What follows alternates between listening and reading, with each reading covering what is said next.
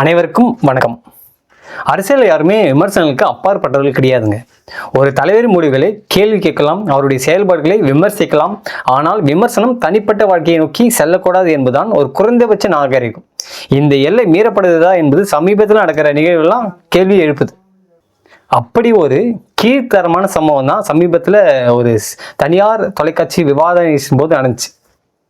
அந்த நிகழ்ச்சியில் தமிழக வெற்றி கழகம், நாம் தமிழர் கட்சி, அதிமுக, திமுக நிர்வாகிகள்லாம் கலந்துக்கிறாங்க.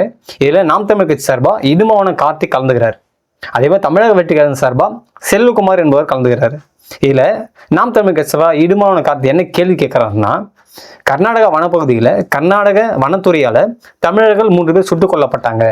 இதற்கு தமிழக முதல்வர் விஜய் அவர்கள் ஏன் வாய் திறக்காமல் இருக்காருன்னு ஒரு கேள்வி கேட்குறாங்க. இந்த கேள்வி சாதாரண கேள்வி, ஒரு நாகரிகமான கேள்வி. இதற்கு முன்னாடியே கர்நாடகாவை சேர்ந்த கர்நாடக முதல்வர் இந்த சம்பவத்தை பொறுத்த வரைக்கும் தமிழக முதல்வர் வாய் திறக்கக்கூடாது அப்படின்னு சொல்லிட்டு ஏற்கனவே ஒரு பதிவு போட்டிருக்காரு. இதற்கும் தமிழக முதல்வர் வாய் திறக்கல, அமைதியாயிட்டார். இது சம்மந்தமாக தான் நாம் தமிழ் சார்பாக இடுமாவனம் கார்த்தி கேள்வி கேட்குறாரு. இதற்கு என்ன பதில் சொல்லணும், என்ன பதில் சொல்லியிருக்கோன்னு சொல்லிட்டு நீங்கள் எதிர்பார்க்குறீங்க.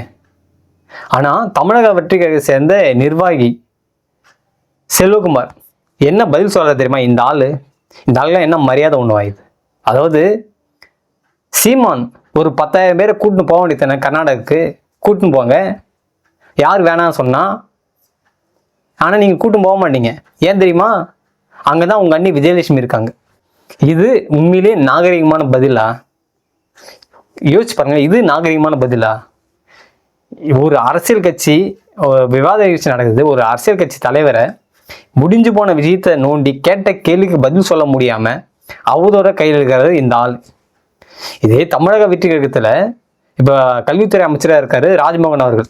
இது மாதிரி அவர் பேசி நான் பார்த்ததே இல்லை. எத்தனையோ மேடை பேசிகளை விவாத நிகழ்ச்சியில் அவர் கலந்துருக்காரு. ஆனா இந்த மாதிரி நான் பேசி பார்த்தது இல்லை. இந்த ஆள் பேசுறது எப்படிதான் இருக்கு? திமுகவில் ஒரு மேடை பேச்சாளர் இருக்காங்க, ஆபாச பேச்சாளர் சிவாஜி கிருஷ்ணமூர்த்தி. அவரே மிஞ்சி ஒரு வருகை இருக்கு. ஒரு கேள்வி கேட்டால் பதில் சொல்லணும். அப்படி பதில் சொல்ல தெரியலையா, இந்தமாரி மேடையிலே பேசாதீங்க, எதுக்கு பெருமைக்குன்னு அதுக்கு அவதூற கையில் இருக்கிறீங்க, அசிங்கமா இல்லையா? அப்படிதான் சொல்ல தோணுது. கேட்ட கேள்வி என்ன, அந்த கேட்ட கேள்விக்கான பதில் என்ன? அந்த அம்மா வழக்கு தொடுத்திருக்காங்களா? முடிஞ்சு போச்சு. உச்சநீதிமன்றம் என்னைக்கே அந்த வழக்கை முடிச்சு வச்சுட்டாங்க. எல்லாருமே சைலண்டா போயிட்டாங்க. அது முடிஞ்சு போன விஷயத்த போயிட்டு பதில் சொல்ல துப்பு இல்லாம இந்த மாதிரி ஒரு இழிவான வேலையை சிலர் பார்க்குறாங்க. இது உண்மையிலே சொல்றேனே, தமிழக வெற்றி கழகத்துக்கு இது ஒரு அவப்பெயர் தான் உண்டாக்கும் இந்த மாதிரி ஆட்கள் இருக்கிறதுனால. இது என்ன ஒரு வேடிக்கையான விஷயம்னா, சமீபத்தில் நடக்குதுங்க. ஒருத்தவன் தப்பு பண்ணாலோ, ஒருத்தவன் ஆபாசமா பேசினாலோ அது சப்போர்ட் பண்றதுக்கு ஒரு கூட்டம் தெரியுது. விசிலடிச்சு கை தட்டுறதுக்கு ஒரு கூட்டம் தெரியுது. இதனால என்ன பாதிப்பு இந்த சமூகத்துக்கு ஏற்படுன்னு பார்த்துங்களேன். ஒருத்தவன் ஆபாசமா பேசுறான், அவதூறா பேசுறான், தப்பு பண்றான்னு வச்சுக்கான், அதுக்கு ஒரு கூட்டம் சப்போர்ட் பண்ணுது. அந்த கூட்டம் என்ன பண்ணும், இன்னொரு இடத்த மேடையிலையோ இல்லை பொது இடத்துலையோ பொது வெளியிலையோ அங்கேயும் அவன் ஆபாசமா பேச சரின்னுவான், அவதூறா பேசுறது சரின்னுவான், தப்பா பேசுறது சரின்னுவான். இந்த மாதிரி பிரச்சனை பண்ணிட்டு தெரிவானு. இது நாளடைவில் இது பெண்களுக்கு எதிரான வன்முறையோ இல்லை பொது இடத்துல வன்முறையோ ரவுடிசம் பண்றதோ இல்லை கட்ட பஞ்சாயத்து பண்ணுறதோ, இதுமாரி போதை பழக்கத்தை அடிமையாகுது. இதுமாரி ஒரு சமூக விரோத செயலை இதனால உருவாகுது. இது தெரிய மாட்டேங்குது அவங்களுக்கு. சமீபத்தில் நம்ம பார்த்துருப்போமா, தமிழக வெற்றி கழகத்தை சேர்ந்த நிர்வாகி ஒரு செங்கல்பட்டுல காதலுக்கானது ஆணவ கொலை தொடர்பாக கைது செய்யப்பட்டார். கோயம்புத்தூர்ல மைக்கேல்னு ஒருத்தன் சமூக வலைதளத்தில் ஆபாசமாக பேசி அவனை கைது பண்ணியிருக்காங்க. இதுக்கு முன்னாடி பல முறை அவன் பதிவு பண்ணியிருக்கான். அப்பெல்லாம் கண்டனம் தெரிவிக்கல, கண்டிக்கல. இன்னைக்கு பாருங்க, தமிழ் கடவுள் முருகனையே அவதூறா பேசி தப்பா பேசி இன்னைக்கு ஜெயிலிருந்து வெளியே வர முடியாத அளவுக்கு அவனை வழக்கு போட்டு அவனை கைது பண்ணியிருக்காங்க. இதெல்லாம் தேவையா? தவறு செய்யும் போது முக்கியமா கட்சிக்காரங்க திருத்துறாங்களோ, தயவு செஞ்சு அவங்க குடும்ப உறுப்பினர்கள், அக்காவோ இல்லை அம்மாவோ இல்லை மனைவியோ தங்கச்சியோ அண்ணனோ அப்பா அம்மாவோ தயவு செஞ்சு அவங்க அந்த மாதிரி ஆட்களை திருத்துங்க. இல்லைன்னா இந்த மாரி தான் இவர்களை பார்த்து அவர்கள் மாட்டிப்பாங்க, இவர்களை பார்த்து இன்னொருத்தர்கள் கத்துப்பாங்க. இதுவே செயின் மாரி போயிட்டு இந்த சமுதாயத்துல சட்டம் ஒழுங்கு பிரச்சனையை உண்டாக்கும். அந்த மாரி தான் இந்நாள் பேசுறதுலாம் இருக்கு. தமிழக வெற்றி கழகத்துல எத்தனையோ பேர் மேடை பேச்சாளர்கள் திறமையானவர்கள் இருக்காங்க. ஆனா இந்த மாதிரி ஒரு இழிவான ஆளை சத்தியமா சொல்றேன், யாருமே பார்த்துருக்க மாட்டாங்க. இப்போ அந்த கர்நாடக வனத்துறை சுட்டாங்க இல்லையா, இப்போ போஸ்ட்மார்ட்டம் ரிப்போர்ட் வெளியே வந்துருங்க. அந்த ரிப்போர்ட்ல என்ன சொல்லியிருக்காங்கன்னா, பக்கத்துல இருந்து தான் ஷூட் பண்ணியிருக்காங்க, சித்திரவதை பண்ணி ஷூட் பண்ணியிருக்காங்கன்னு சொல்லிட்டு அந்த போஸ்ட்மார்ட்டம் ரிப்போர்ட் வந்திருக்கு.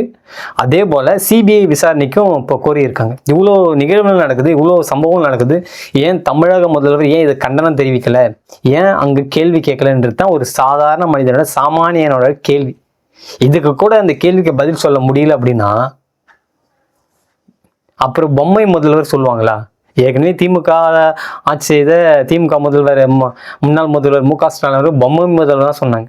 இவரையும் அதே மாதிரி சொல்லணுமா அப்படின்னு தான் ஒரு கேள்வி வருது. நாங்கள் பதில் சொல்ல, மற்ற கட்சியினர் பதில் சொல்றதுக்கு, மற்ற கட்சியினர் கேள்வி கேட்கறதுக்கு எதுக்காக இவர் முதல்வராக இருக்கான்ற ஒரு கேள்வி வருதா இல்லையா?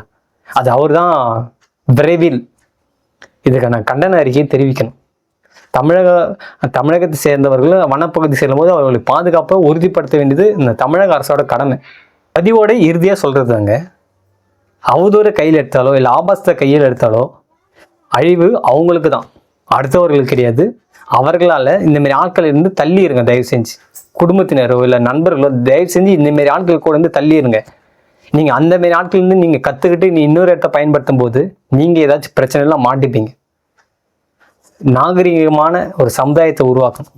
அதுதான் ஒரு நல்ல மனுஷனுக்கான அழகு. நன்றி.